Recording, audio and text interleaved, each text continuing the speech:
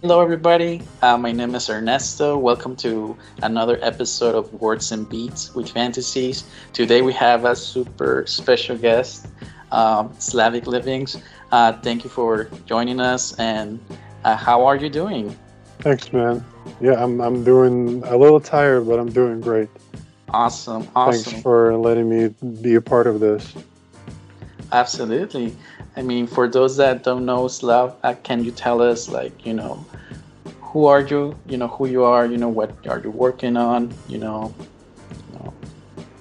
It's interesting that you ask because I don't know if we should get in the background of what you sent me before about production, because Right. this is more of a conversation, right? Yeah. So I could call myself a producer, but that's not my forte. I'm more of a sound person, sound guy, sound Right. man. And right now, I do anything that's worth sound related, from Right. recording, mixing, mastering, building acoustical rooms, treating acoustical rooms.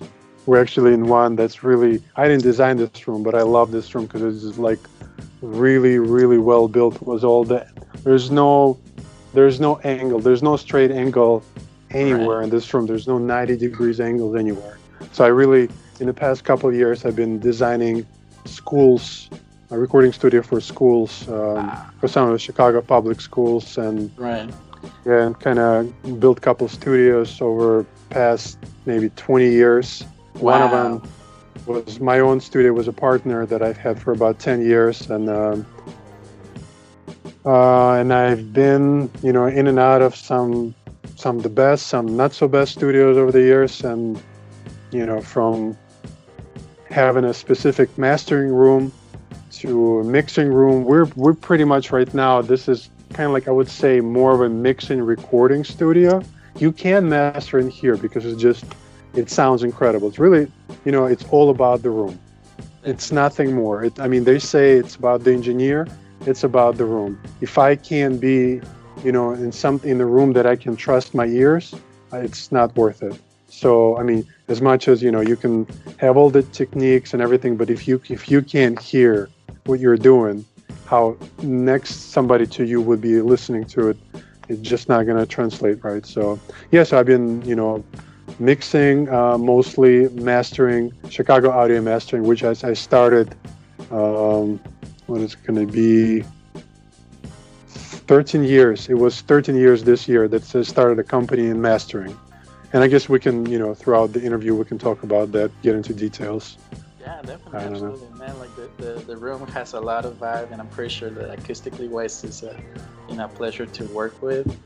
But yeah, I mean, speaking of that, I mean, I know we kind of got sidetracked, but some of us, at least at this era, they say like bedroom engineers or producers that use headphones and monitors, like, and you use a room. Like, do you see what will be the pros and cons, from your perspective? You can use the smaller rooms, but it's really right. The bedroom could be the room. But the main thing is if you sit somewhere and the space around you has borders, Hmm. and the size of that, the distance from you to the next border be the ceiling, the floor, the side wall, the opposite side walls. Usually it's the four walls. So if that, I'd say, if you don't have a ceiling and a side walls, you can be in open space. And as a matter of fact, if you are in open space, that's the best place to be. There is no Oh wow! reflection. Right, definitely. Oh wow, that's interesting to know. Because I thought one has to be like in an isolated room full of No, acoustic no, treatment. no. Wow. You want to be in completely open environment. The more open it is, the better it is. You're gonna have to get additional amplifications because Right, what happens in the room is the stuff bouncing off the walls and getting louder. And if right, it's not even bouncing in the walls, that some frequency will get louder than others. So, right. like I said, no space. So that's why all this treatment is meant that if it does bouncing somewhere, then it come back to you a little lower. Mm-hmm. That's all. I'm Wow. just trying to get the volume down here. Oh man, I think we should just do like another episode in the future just about rooms and treatment, man. I Right. think Room there's a huge topic. we'll call it a room as an amplifier. Ah, right. All right. So for the first question, I mean, let's dive in a little bit to your beginnings. How did your connection with music started? When do you know that, hey, music is part of my life. I'm an artist. I want to work with it. I'm gonna go to school for it. Like, how was that for you? Interesting enough, I didn't want to go to school for that, but it was just kind of, well, I want to say that it started with probably my mom. My mom is a musician, violin player.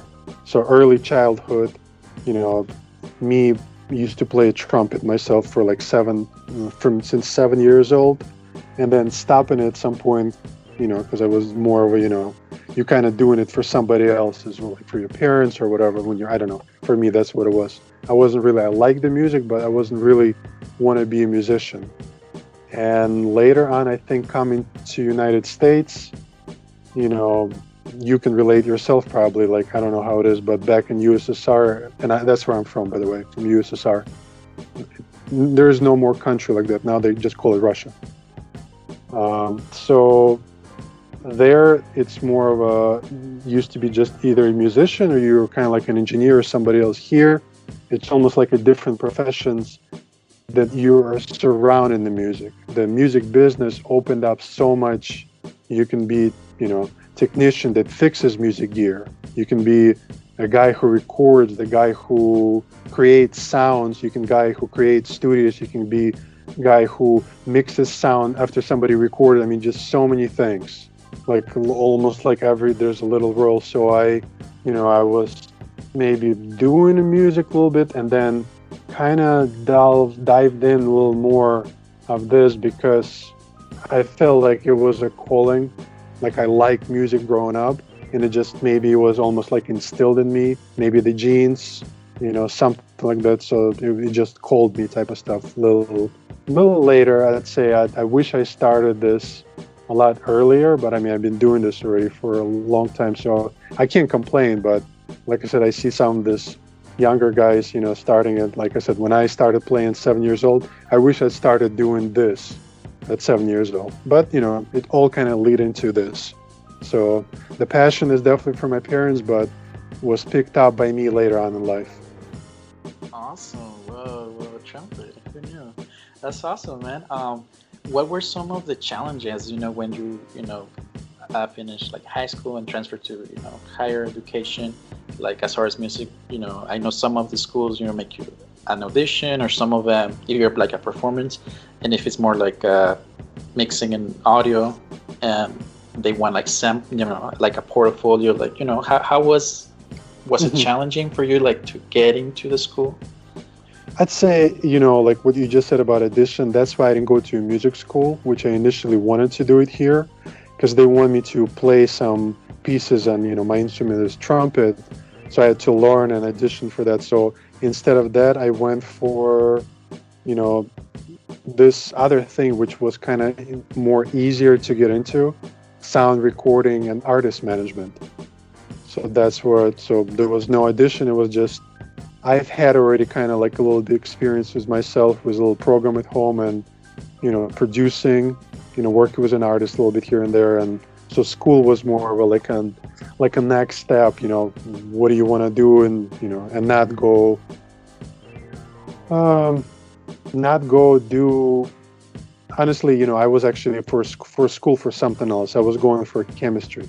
So I have a chemistry degree, and this was kind of, I didn't want to do chemistry, so this was the other step. Like, either do I do, like I said, music was really calling, and do I do trumpet, or I do something else that doesn't require me to do much? And, I wouldn't suggest to anyone to do it. It's really, if I had a second chance, I would have jumped in and like really do it a lot more serious at the beginning. Like the beginning is the most important part. Like I had to catch up years later. With all the internships and all the other stuff, and yeah. Where your parents reported, like, when you told them, like, hey, I'm done with chemistry, now I'm doing this? Oh no, it was the worst moment of my life, or their life. Right. Yeah. Wow. Now they accept it, obviously, because like I said, I've been doing pretty good for myself and for those around me, but it's a challenge, or it was Definitely. challenging. Yeah.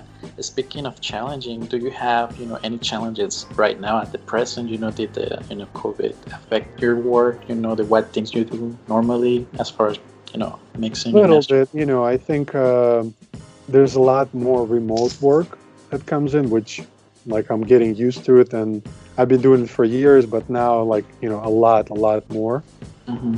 The challenges I would say is to how to work with the industry versus the family life, and Yes. bringing that back in the house, and Right. that's the biggest challenge, how to do that, and not everybody to be okay with it too. I think our artists, more or less, they're a little bit more open, but your other side, the family, is kind of sometimes not always, I'd say, as understandable. you know Definitely. Yeah. Yeah. I can relate totally to it. Like myself, I'm working also full time remotely, and where's the boundary? Where one is used to I'm go to the office or the studio back home. We're done for the day. right, We enjoy right, family, and now it's right, like, because okay, yeah, yeah, I wake now up it's and like you're right, exactly. I'm sorry to no, interrupt. no, please go ahead. Yeah. Yeah. So, excuse me. Yeah, I mean I don't know how long this is gonna last. Like getting used to this new normal for now, but I do miss going out to the office every day. This Yeah. except the traffic. I don't know how traffic is in No, Chicago, I but know. I was gonna say the same thing, except the traffic. I live downtown Chicago, and it's not like it's amazing. right. Knock on wood. Yeah, yeah. Well, oh yeah, right here. Yeah. So for the next question, um, do you remember, and if you can tell us, about the first album or record or single, or artist that you worked with as a master engineer after school, when you graduated? Were there any particular stories, Do you remember your One first? story really comes to mind is because literally, as soon as I got out of school, I got internships at this place called Jive Records. Back in the day, they don't exist anymore, but this is kind of like the home of NSYNC. Bunch of people are Kelly, bunch of those guys. And one of the artists that after the internship got over, I got an assistant position there, and the artist named Avant. And why I remember him is because years later, right now, I'm pretty regular guy that's working with him. Like I even talking about production, I even produced a couple songs on his last couple albums. The one album that just came out, so I did a song, and the one before did I do two, or no? I think I did another song. Yeah, and pretty much just working with him as an engineer. Just like I said, back then, 20 years ago to now. Yes, about past 10 years. Every few years, he's not like a regular artist. He's more of a from an old school, like late 90s, early 2000. Those guys would have put an album every few years. There's no mixtape every 2 months, or there's no track every week. There's none of that. It's very methodical, strategic. So yeah, he is the guy that like kind of got me started. Him and the team, whoever was working with him, and like I said, years later, that we just kind of teamed up again in a way, where I'm playing, I guess, maybe a higher role, where from intern assistant to being an engineer and a producer. Yeah, man, that's amazing. Like somebody who saw you from right from the beginning all the way to now when you Right. become. That's amazing. Yeah. Yes. I mean, if I were asked, your colleagues, what would you say about your mix and master? Do you have, like, they would say, like, you have a signature sound, like something, qualities that you kind of try to aim, or you kind of treat each album or each project like on a case by case basis? I haven't mixed a lot of, let's say, country music.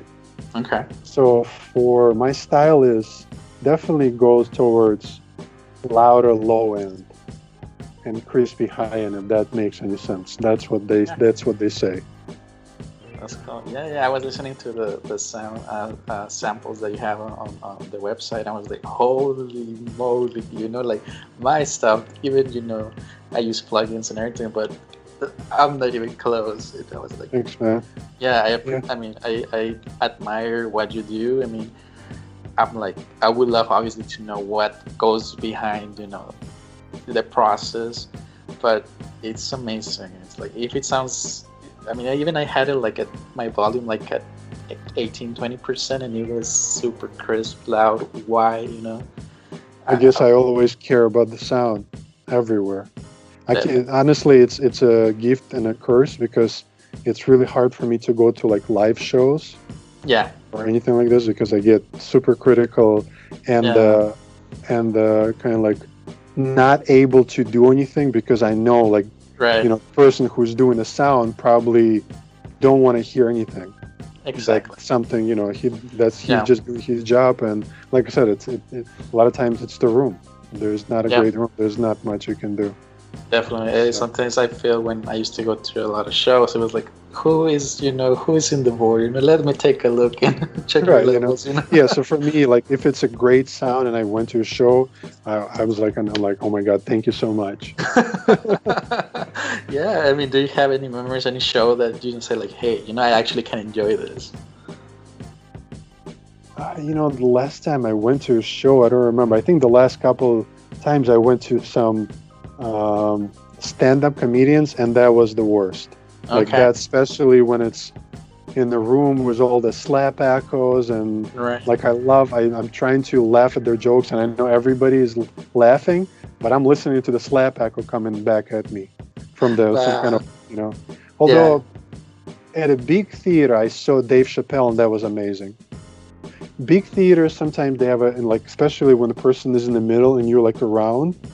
I feel like it's a better acoustic rather than obviously you don't the performer have to walk around, but like when stuff coming at you from the front, it's better being credible. It's really tough to manage. Right.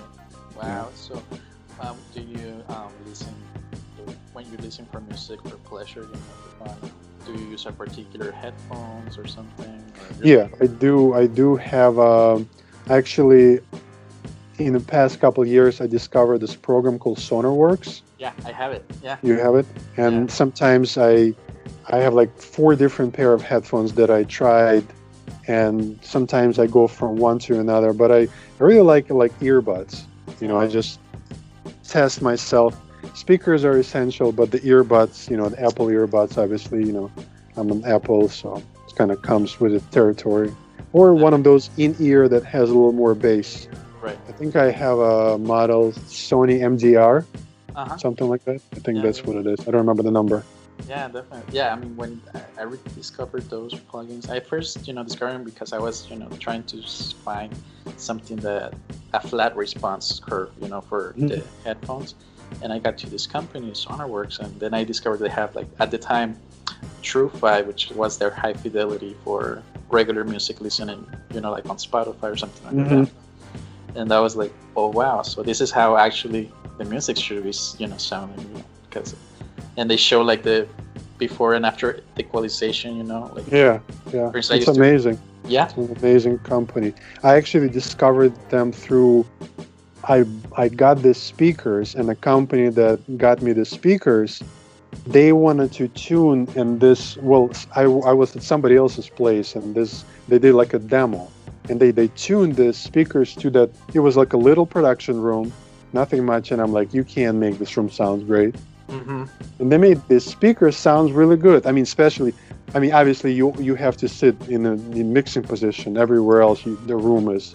But it was very comparable. I was like, wow. Yeah, with the little microphone that they use. Yeah, right. Yeah. I was very impressed. Yeah. Yeah, definitely. I wonder what's their process, the engineering behind it, how they profile each headphone speaker. I believe it has something to do with the phase. So they cancel or equalize, I guess, phase coming from different sources, whatever's bouncing off the walls. And they, like I said, the room, you want to have an open room. So as soon as the stuff bouncing, it bounces microphone.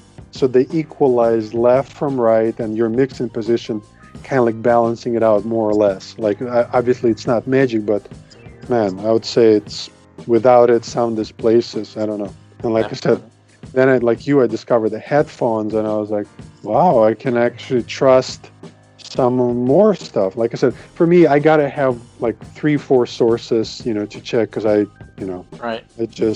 I want to hear everywhere how it sounds. Used to be in the car. I don't really do car anymore, but once in a great while, if I'm driving somewhere, I would put one of those kind of stuff I'm working on, like, all right, just to check, just to make Yeah. sure. Yeah, definitely. Yeah, I mean, I think the importance, of checking the audio, like the final product, on Quality site. control. Yeah, quality control, man. It's all about that. And that's what Def- I think everybody who is working with me, like rely on me for that. yeah. Because, it's not a rocket science what we do. It's more of like, will you make sure that, everything is cool. You put your own kind of stamp. Like, I like to bring vibe, as to call, to the records that I'm working with. So it's not necessarily, I'm going to make them sound the best that I think they need to sound. And obviously with input from producer or an artist, whoever is that. And, like I said, and make sure with mastering, that's more of, like I said, is it going to sound great on the big speakers, on an ear fields, on a little headphones, maybe, in a car if I have to, on SonarWorks. Yeah. Yeah, definitely. Um, Now that we touch base on that, like, do you feel that your approach to mixing and mastering, it's more like holistic, like you rely on your ears and your speakers, but like I guess my question is, what's your approach? Do you have your signal chain, or do you use a combination of I analog? always keep changing every week. I add something, I either buy a new plugin. I used to Mm, buy a lot more analog equipment. I kind of stopped. Um, I bought a couple speakers. I keep changing speakers at one point, and then I settled on this one company called Jones. Yeah, it's a Australian company. Jones. I forgot the other guy's names, but I settle on them in the studio. I like, obviously, the room. If the room sounds great, the speaker is going to sound great. But like I said, approach is more of a. I do love analog, but I'm more and more going into the box. Minus for mastering. Sometimes I just run either through, even line levels of this guy's 1073's EQs, the original, or maybe like an SSL console. I don't know if you can see the console. Just to whoa. maybe just Whoa. Amazing. yeah, more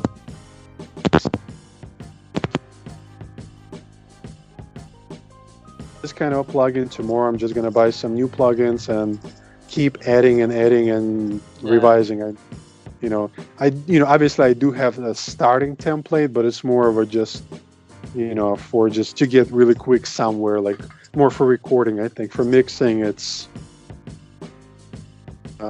do fresh approach. Yeah. Right. That's good. That's good. I mean, I think I'm on that end, like each project, treat it differently. I do have, certain plugins I go to, but yeah, I mean, thank you for sharing and giving us like a glimpse of your soundboard and, the mixing console. Mm-hmm. Yeah. So, do you use any album references or songs when you're mixing? Oh yeah, Do you have any always. go-to that you was like, this is my go-to for a particular genre, or? No, it's always changing too. I'd say I have couple go-to for just if something is not right, then I have to pull it out, but I usually don't. For mastering, I think I pull out more reference than for mixing. For Mm-hmm. mixing, unless the artist specify and I give them a choice if they want to either send me a rough bounce of what they've heard, they've done before they get used to it, or if they're saying, make me sound like I don't know, like whoever their favorite, Right. artist, producer, or whatever it is, Mm-hmm. yeah. Okay. Awesome. Um, do you have, any pre like rituals per se when you're about to sit down and zone into the production? For instance, like, do you meditate? Do you have any habits that you do before sitting down in session? Good question. I mean, I think there's nothing more standard. I think I like, the lights. Obviously, I think the light. I always keep adjusting the light. Every room, it's like it's always wouldn't. I love rooms that have great lighting. That's awesome. Yeah. So I think that's kind of a thing for me. Cool, and cool. and and my family always like find me in a house with kind of a dim lighting. I don't like super bright lights. All I right. think, yeah, those Yeah, definitely. dining room lights. Yeah. Yeah, so I'm assuming in your house you have like the little, like the dimmer. Dims Yeah, always. yeah. Every light suite has a dimmer. That's awesome. Yeah, yeah. Hey, I mean, if the weather sets the tone, like gets Yeah, you. Yeah, that's with good. color change and everything. Yeah, yeah. I never thought I was going to be that type of person like that is into RGB colors. Hmm. But I mean, I got a PC that's next to me with the RGB fans, and I'm like, oh wow, like some of them respond to the music, and then I started little by little. I got like the keyboard and the mouse, and now it's like trying to get something going. So hopefully, I can reach that in the near future. Yeah. Yeah. Speaking of that, who's on your now? It's about listening music. Do you have somebody that you're on your music playlist lately? When you're working out, or as or any genre that you're like. My music playlist always kind of grows and changes, but it's for me, I'm listening to, and maybe like I said, it's a gift and a curse. Right now, I'm listening for the sounds.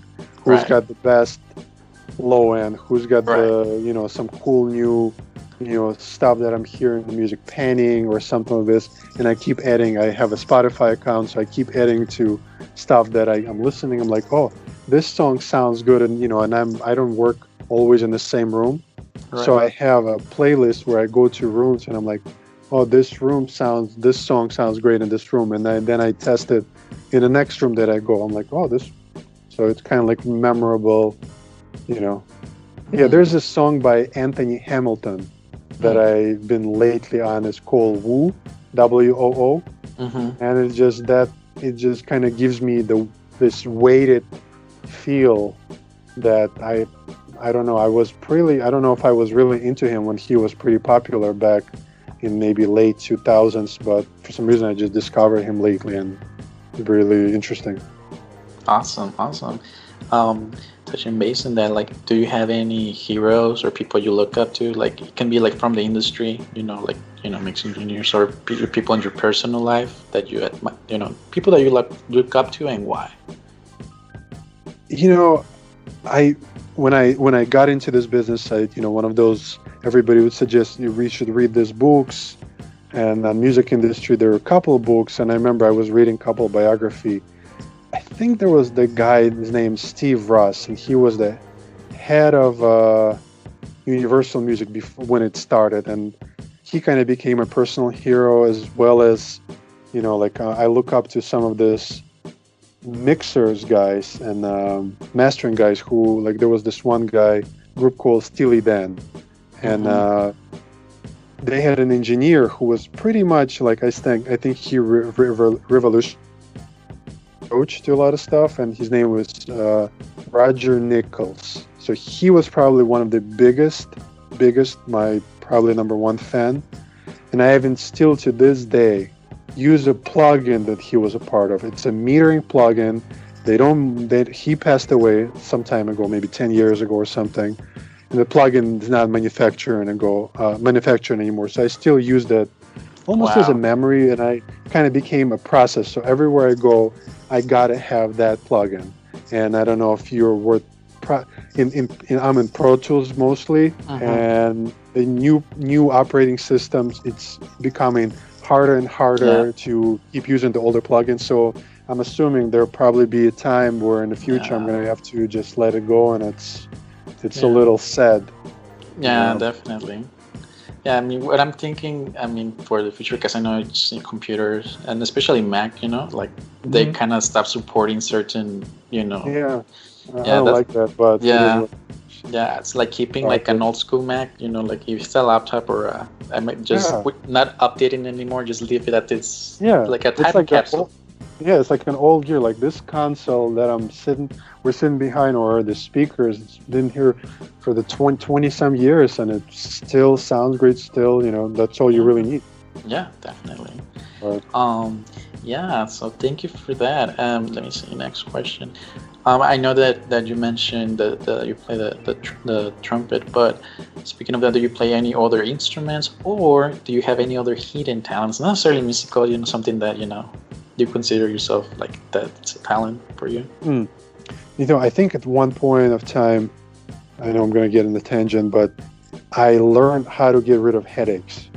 Ah, oh, please, let's dive into it if you don't mind. And well, it was, I kind of got out of it again, but it Right. was really a point of like I got hurt. My back, I was in a car accident, and I discovered this back pain that I couldn't get rid of it for years. Hmm. And I found this yoga, this part yoga, part kind of like I don't know if you ever heard qigong, but Is that a technique or someone? it's energy yoga. That's what I can describe it. And Mm, with this yoga, you kind of with the thing, I think it's all comes from the belief system. But like I said, I don't want to get into it too much because right now I stopped doing it for a while, and I kind of I'm losing touch. I right. tried to do it to myself, maybe, and it's hard. So I had to get back to like taking like a Tylenol or something. Definitely. But yeah, but I taught myself to play piano, guitar, and those kind of instruments, just to kind of, because like I said, I've done some production, so you kind of have to do it all nowadays, or Right. back in the day too. Yeah, definitely. Wow, thank you. Like, I wonder. I mean, I'm pretty sure my partner, my girlfriend, like, will know about it because she's into all the, meditation practice and all the different types of. This yoga came from Korea. Ah, got it. So it's a Korean style Right. yoga that's kind of, like I said, it has the martial art part of it, but it's more like it's a Tai Chi Right. with some Indian yoga combined together, with Qigong combined together. It's all one thing with just the basic, stretches, Yeah, like yeah. whatever. So I mean, what I love about Tai Chi, I mean, I don't practice it, but I mean, I have people that do. It's the harmony and the graceful lines that they do, all their That's movements, and yeah, yeah. yeah, that's beautiful. And I'm glad that there is something that combines both yoga practice and that, and I'm glad that it exists. So yeah, good to know. Right. It's Uh, it's it's all about exercising. Either you're learning piano or mixing or practicing stretches for like, 2 times a day. Definitely. Well, I'm pretty sure that listeners were like, "Oh, tell me more about the headaches," I Yeah, it's like, wish. I wish. yeah, yeah, yeah. Awesome. Let me see for the next question. Looking back from at the beginnings, well, like from when you're starting out, and I know we're in different times now, but do you have any advice for people that are thinking maybe like hey, I've been making songs for them, but I actually wanna be the one who is moving the knobs and being the engineer. Like, do you have any advice for them, or anything? Yeah, I think right now, it's super, super difficult with Right. what I was about to say, because it's really, connecting with somebody like me, and maybe, interning at the studio. Like I said, if I would have known what I've known right now at the very beginning, me going to school, first thing I would have done, I would go to a studio and just intern. Like I would be like, I am the guy who can make the best coffee. What Yeah. can I do to help? Yeah. Whatever. Right, exactly. I'll be like, Ernesto, you want some coffee? Can I learn? But Yeah. I think, there's just so much YouTube videos and all of that, and courses, and if you can, see yourself, obviously it would have to come as a hobby, something that you love. So, I mean, everybody's saying do it for love, don't do it for the rewards. You kind of looking for the reward, but it's more of a like, for me, the reward was my parents accepting, Yeah. this part of my life being, that was the biggest reward. So I wanted to prove them Right. You know, it was not about like, you know, I wanted to make $1 million right away. So, you know, I guess everybody's saying if you want to make $1 million quick, you got to go to some stock trading or something, whatever. Or I guess you can lose money, but Yeah. risk reward type of stuff. Yeah, I think, like I said, all the internet, if you can get yourself some kind of a studio, like, you know, I have some interns and they just come in a mask and, you know, the vibe, it's really not, you know, not the, nothing concrete. It's more of like, it's going to hit you one day what it is exactly you're looking for, and you kind of have to explore it. And one of the exploration is coming to like a studio and be like, do I want to be in this studio day and night, you know, and make sure, you know, like, I think be ready for something to break the first time you're in, be ready to not freak out. You know, that's the biggest one. If you can keep that, then you're going to be an asset in any program. I mean, any situation. Definitely. I don't know if I'm answering your question. Oh, but yeah. And I can relate to it. Like, I've been to rehearsal studios because I used to play with my bandmate. And, you know, we were figuring out the studio. Was our first time there. We kind of didn't know where things were. And then, like, we couldn't get the sound from the PAs going on. It's like, you know, we were wasting 30 minutes trying to, you know, figure out. We brought our own mixing console, like a small Yamaha one. Yeah. It was stressful, you know, and I can see, you know, when, you know, stuff goes down, like, hey, and at the end it was just this switch, you know, or something. So I can see that happening on a recording setting or when one is mixing or mastering. So yeah, I think the power of apprenticeship, you know, being driven, like, hey, Slavic, like, I wanna, you know, make coffee for you, this and that. You know, I think that speaks highly because that shows desire, you know, to grow. Yeah. And like I said, if you can withstand the panic that comes with something, you know, if you can be that person that kind of like, you know, keep everything down and keep it cool, and even if you don't know anything, right, you just like everything's going to be okay, and really try to be part of the solution and not the problem. Then exactly, you know, totally. People skills, another one, huge, right? Yes, definitely. Yeah, I mean, you know, I feel that I haven't met a lot of, you know, super talented people, but some of them have like that barrier, you know, or like kind of added sometimes, like, you know, you cannot speak to me about A, B, and C because I kind of like the know-it-all state of mind. So I appreciate, you know, when somebody that is good at what they do, they have, you know, kind of like you know, like take their time and, you know, trying to inspire others, teach others, you know, like, hey, if I'm on this spot, you can be there too.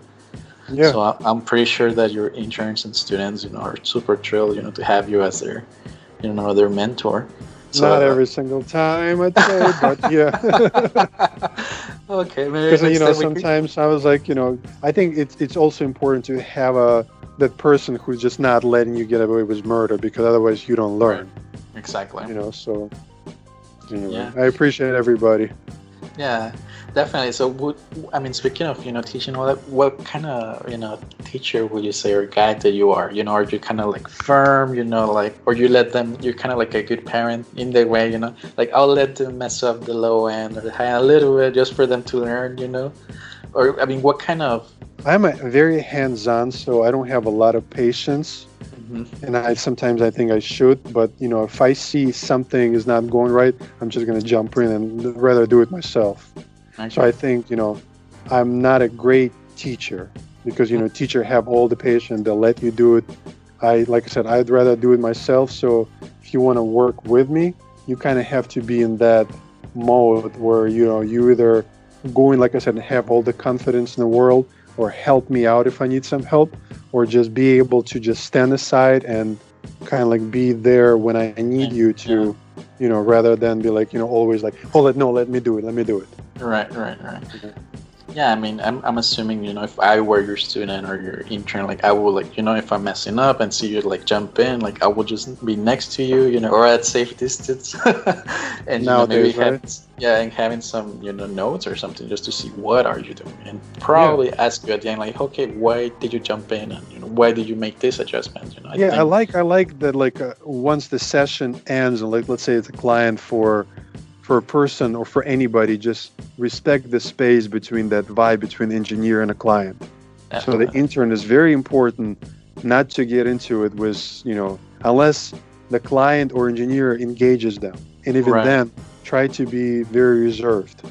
So, Exactly. but, and that's like I said, but afterwards, please, I would love to hear the feedback and questions. And like, as soon as we're done the questions and like, like if the assistant engineer or intern comes in and they just come in, do their kind of thing, and they leave right after that, I feel like they're not getting anything because as soon as we're done the session, client is left, ask away. Let's do. Yeah. You want to reset up the mic? You want to change some? What That's the most important part. So I feel like if you're not doing that, that you're losing out because that's the time. Definitely.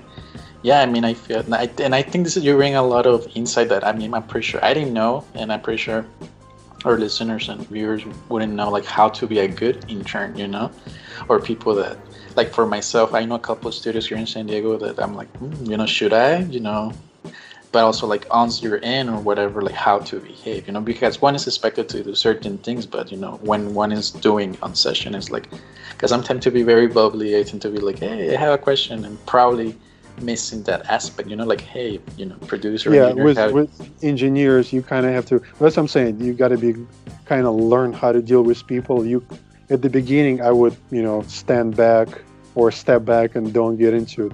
But as you'll feel when somebody's inviting you, like come, do this, come do this. I'm sure that whoever you're doing, if you're doing a great job, you'll see somebody like an engineer or producer trying to share stuff with you, from just food, mask. Like, Definitely. hey, you wearing Yeah. mask? Yeah. Yeah. Let me see. Like looking back to your career, do you think that going to a formal college, to earn a degree, in audio engineering and business and music, and management, do you think it will make a difference at the end for people that started without the schooling and just interning, studios, kind of like the self-learner versus going to college? I mean, I know it's I, kind of like a debate sometimes, but I mean. it's no, I don't know. I think you need something. Mhm.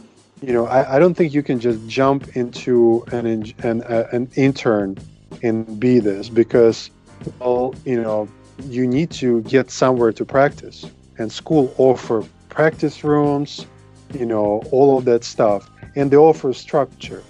Some of them I feel like are not 100% there. Some of them don't have the equipment even that you really need, and like Right. with times maybe I don't want to work on Pro Tools. Maybe I want to work on Logic. So, like all of that stuff is important. But like I said, I think the structure is so important to have in learning. It's almost like a recipe. You can have overall guide when you come to the studio, but I would still. It's like I came to the United States, right? Yeah. And you too. Did you Yes. did you learn English before you came? You know what? I did, but here's the thing, that I learned it on my own, and I have two sisters, and both of them did I'm not gonna learn plug English. in. I'm gonna Yeah. unplug in real quick. Cord dying a little bit. Go ahead. Okay. I'm sorry. Yeah. So what I'm saying is that I learned it, watching TV, like Saturday cartoons in Mm-hmm. Mexico, were in English, and kind of playing video games at the time. That I was kind of forced to read the stories without really knowing what's going on. So it was pretty, I would say, like kind of like a game, you know. And I kind of spoke like English on my own, when I was like 10 years old. And when I Mm-hmm. moved to the US, I assumed like, hey, maybe I need English classes. And I Right. remember going to, I didn't finish high school in Mexico. I moved to the with the intention to finish high school here in the U.S. Mm-hmm. And I was like, before that, I don't want to have a bad time. I went to an adult school, tried to get ESL classes, and I go, knock the door, and I like open. Everybody looks back, and it's like, hi, my name is Ernesto. I'm interested in the ESL classes because I'm new in the country. Just like as I'm saying it to you. I did the same thing. Yeah, I took ASL classes myself. Yeah.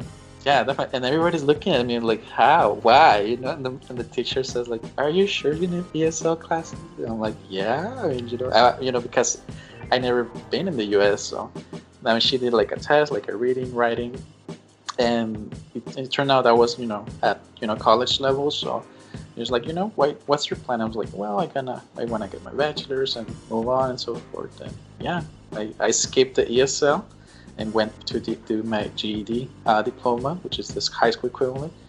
And I didn't stop since there, and went to college for nursing at the time, then switched to psychology, got my bachelor's in psychology while making music on the side, and now I'm at my master's program. Wow. Yeah, so I mean, speaking of that, I mean, how was it for you? I mean, how old were you when you moved to the U.S. and did you had any struggles with the language? Getting used to the culture. Oh yeah, because I was a teenager when I moved here, so it was very, very different, very difficult time. Didn't really know anybody, just me and my parents kind of moved here. So yeah, it was very, all my friends back home, and very difficult at the beginning. And I think that's why I even probably did music, because music was universal language. Yeah, I don't have to know how to speak at the studio. I know how to make coffee, and if you need a chord patched in, you learn kind of like things, and that's it. Yeah, music is universal language. That's kind of united. But I'd say like what you did, you went to schools and all of that stuff. I think the same thing here. It's like if you have that thing inside of it, dude, you can be on schedule, be all that stuff that you're going to be like learning and all of that stuff. If not, you need somebody else, and somebody else calls school and teachers. So, be that some kind of a private teacher, all of this audio schools. Because I think even after school, you come into the studio and you still kind of like, it's a shock. So studio internships or street knowledge or anything with some kind of a structural education, I think it's like steps. You're gonna get a lot higher, in my professional opinion. In anything you do, it's like an add-on. You really don't need it, but if you do have it, it's like it's a growth. It's definitely, you feel it. Absolutely. Wow. I mean, we could probably talk off the record about ourselves, growing up and all this. So that would be cool. Yeah. So, I mean, we're almost at the end. So, I mean, speaking of mixing and mastering, do you see any major changes in this industry as far as, sound aesthetics, or techniques, before, when you were starting out to now? That is, I'm seeing more the transition to everything in the box, using laptops, sometimes just regular monitors and headphones, and that's it. What's your vision? What do you see? I do. Yeah. The main thing that I am doing right now is whenever I don't have a console, or whenever somebody wants to stay inside the box, and like I said, a lot of times it's the client's preferences, I have to make sounds. Make it sound more analog, meaning like I have to add a lot more distortion, saturation to stuff that I would normally do going through certain things. Meaning like if I'm going through, like, I don't know if you can see it, like let's say I have 1176 here. If I'm going through 1176, let me see if you can. Right. One of these guys. Can you see this? Yeah. It's an old Uri 76, the original. It's not even LA. It's before LA. So this is. Wow. Yeah. So this is the original one. So if you're going through something like this, that your stuff's gonna sound. The more attack you do, the more high end is gonna take. But the low end is still gonna be, or low mid range is gonna pump up. So you kind of know certain things with the gear, and some of the plugins try to emulate it. So you kind of have to know that, if the plugin is doing this, you might have to, or not doing as much, you might have to add, like I said, a little more, you know, I don't know the word, lo-fi saturation or anything like Yes. this, maybe EQ curves, because the minute you put through anything like this, they're adding a little, I mean, maybe like a dB or half a dB there, but it's a curve. Yes. So anyway, so my thing right now is to, like I said, add on a lot more saturation and things like this, where I normally, you know, like, because, you know, like the DAW, it just doesn't have a sound, so you got to Yeah. create a sound. And the more I use inside the box, the more of those plugins. So I'm always looking for multiband distortion, multiband saturation, anything that I can, you know, separate one from the other. Yeah. And one that I think of is called, I think, I forgot who makes it, by Saturn. Yeah, I love Yeah. Saturn. Yeah. Like I want to get into that that's in the one of my future. favorites. Yeah. Yeah. Because when the moment I saw, I mean, I wasn't very aware of, you know, all of its power. When I saw that you can distort certain frequencies from the spectrum, I was Yeah. like, that's Yeah. it, you know? That's amazing. Any kind of exciters, saturators, you know, obviously, you know, Saturn FET filters, isotope, incredible stuff, you know, all of those guys, you know, waves, like everybody's Yeah. got waves. So, and like Pro Tools itself, Avid companies got their own kind of little things. And like I said, I'm able to do with anything. And more importantly, I think in the past couple of years, I forced myself to be okay with stock stuff. Like Yes. inside any kind of a DAW, I can get the sound, you know, number one, know how to use a compressor. Number two, know how to use EQ. And then you know, you can apply it to anything. Definitely. Yeah, and I think that's an art form itself. You know, personally, I'm still learning that. You know, I got like little courses for compression, like, you know, this and that, and it does make a difference. And you say something that's true, like start knowing your DAW in and out and the stock plugins, you know, because what's the point, you know, getting, you know, like, Right. Stock like plugins is the yes. key. Yeah, like getting the, you know, waves or any like upper end, you know, stuff. If you don't know, you know, how to set the ratio right for, you know, for the bass or the kick or, you know, whatever. So I think you brought something very important. And as a last question, I know we were talking for a while. Do you have any plans for the future? You know, as far as your studio productions, you know, any projects? I saw on Instagram that you're, you know, like as you mentioned, doing the school stuff. You know, that you're making studios. I think that's super huge. You know, because you're bringing back, you know, to the community. You know, I think that's, you know. Lately, you know, in the past couple of years, I really got into acoustics. And what I'm noticing is that it all ties in together. Like I said, I've been doing mastering for the past 13 years. And the other stuff, maybe some 20 years, mixing, recording, maybe a little over 20 years. And like it's every single aspect I try to do. And like I said, I'm really on this acoustic kick. I built my first studio 2005. Maybe more of a pro. Like I've had all, you know, kind of did a bunch of stuff, you know, home studios, but that was more of a where I can bring clients in and you know, being there for up to, I think, almost 10 years. You know, there were times where I had to redo stuff or I saw the limitations.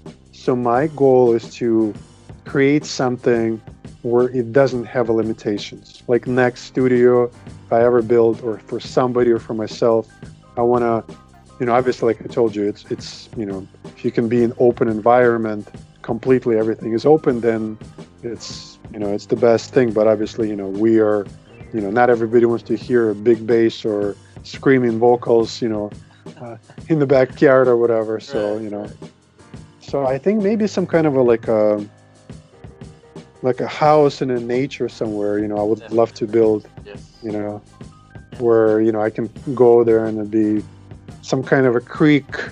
Like I've seen Peter Gabriel have Real World Studios, and he's got a little river, little creek running on the bottom on the floor. You can see there's a part glass floor. You can see that stuff.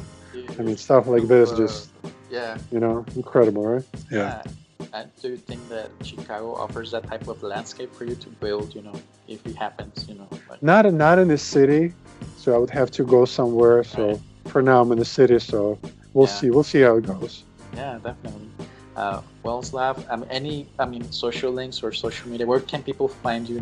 To work with you. And I'll obviously link your websites, but something that you want to share. That's pretty much it. I think like Instagram is Slavic Livins, and I got a Chicago, and I have an assistant who is kind of helping me sometimes on social media, answering question or just emailing stuff. Yeah, like those two are probably Twitter. I think it's all Slavic Livins. I think Chicago Audio Mastering or Slavic Livins probably get, that's how you can find me. Probably need to get better with branding, but for now. It's all good. Awesome. Well, Slav, it has been an absolute pleasure and an honor, to have a chat with you. Thank and you. I hope to maybe in the future have you a part 2 whenever you have any updates, or we can discuss any particular topics. Thanks for inviting. Thanks for having me here. Yeah, absolutely. So once again, this has been Ernesto from Words and Beats with Phantasiis. We have had Slavic Livins here in the video. So bye for now. Thank you, everybody. Bye.